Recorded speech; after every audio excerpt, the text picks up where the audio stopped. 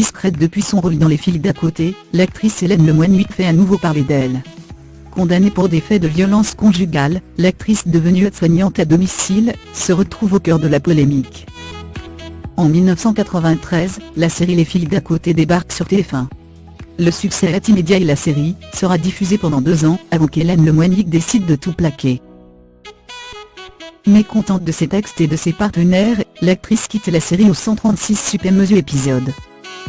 Interviewée en 2013, pour le site Une de l'FR, celle qui a longtemps interprété Magali, dénonçait la mésentente qui régnait sur le plateau, notamment avec Cécile Auclair.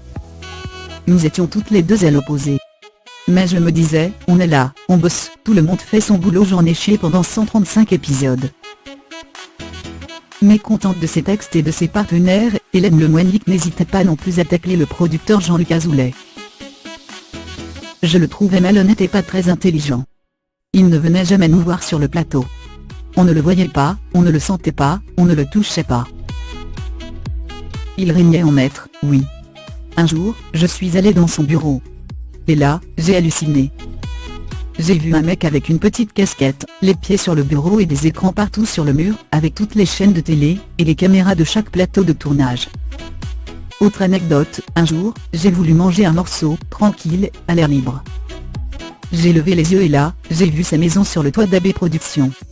J'ai eu un choc. Je me suis dit, ce mec est dingue. C'est malsain. Cette maison au-dessus des studios, qu'est-ce que c'est que ce truc ? Une sortie fracassante pour l'actrice qui ne supportait plus ses conditions de travail. En plein tournage, à 4 h du matin, elle quitte le studio sans jamais se retourner. Après sa carrière d'actrice, Hélène Lemoine-Huic change de vie, et devient aide-soignante à domicile. Quand elle rencontre son compagnon, tout va très vite, comme elle l'explique à Gala. En une semaine j'ai emménagé chez lui. Au début, tout se passait très bien. Et puis, au fil du temps, c'est difficile à expliquer, mais son comportement à l'extérieur, en société, et celui qu'il avait en privé est devenu différent. Quand la porte de l'appartement se refermait, il changeait. Ça a commencé par des verres qu'il jetait, des coups de poing dans le mur, une violence jamais directe mais diffuse, permanente. Et d'ajouter. Je savais qu'il avait fait enfermer sa première femme, qu'avec la deuxième, ça s'était fini à la gendarmerie, j'ai commencé à me poser des questions. Malheureusement, la situation dégénérait le 29 décembre dernier, elle craque, BR. On s'engueulait de plus en plus souvent. Ce jour-là, j'étais revenu récupérer des affaires que j'avais laissées, j'avais décidé de partir en Bretagne, comme je l'avais projeté avant notre rencontre. Je ne sais même plus pourquoi ça a dégénéré, je sais juste que j'ai attrapé un pot de fleurs, et l'ai lancé par terre le lendemain, alors que j'étais à la Shoah sans circonflexe hospital, il est allé porter plainte.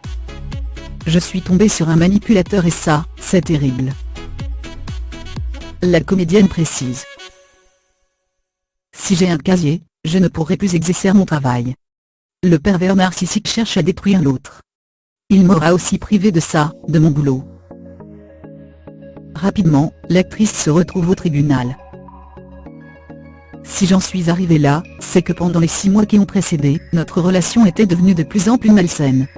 Le tribunal a jugé un fait. Sans tenir compte du reste. Sans enquêter sur ce qui a abouti à cette dispute BR.